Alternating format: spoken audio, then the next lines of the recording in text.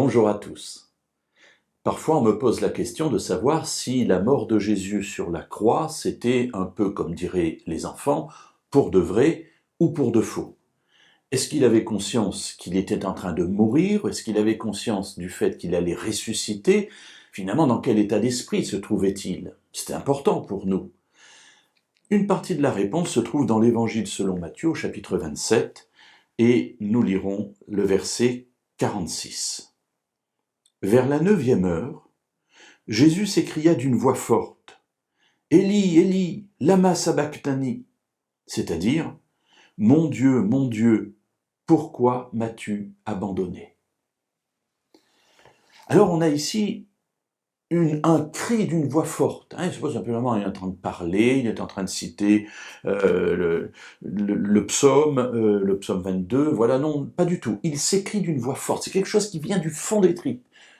Il est en croix, c'est-à-dire qu'il est en train d'étouffer, excusez-moi, mais la croix, c'est un supplice où on meurt par étouffement.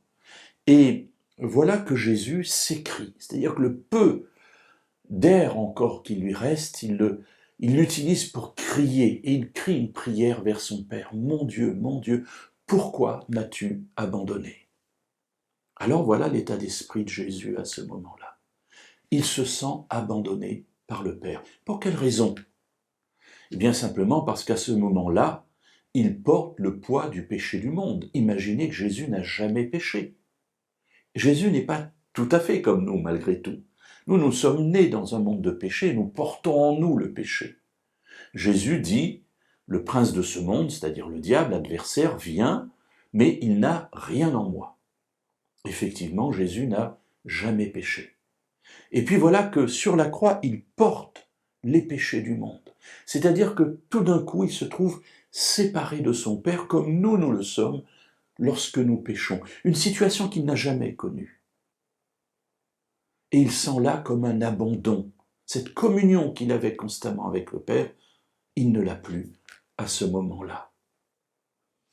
Mes amis, c'est à rapprocher aussi de la prière à Gethsémane. Quelques heures auparavant, il est dans ce jardin et il dit « Mon Dieu, si c'est possible que cette coupe s'éloigne de moi. » Jésus sait ce qu'est une crucifixion. Il sait qu'il va mourir dans des circonstances terribles. Alors il dit « Que cette coupe s'éloigne de moi. » Mais il ajoute « Mais non pas ma volonté, mais la tienne. » Ce qui veut dire que Jésus se soumet au plan du Père, car il sait que ce plan va nous permettre d'être sauvés, parce qu'il va porter le péché du monde. Mais cela, il ne l'a jamais fait.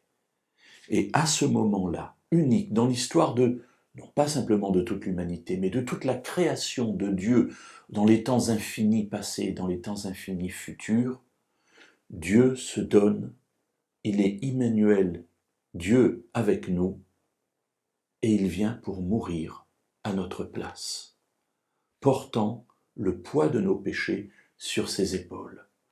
Et à ce moment-là, oui mes amis, ça n'est pas pour de faux, c'est pour de vrai. Dieu a tellement aimé le monde qu'il a accepté que Jésus passe par cela pour que nous soyons sauvés.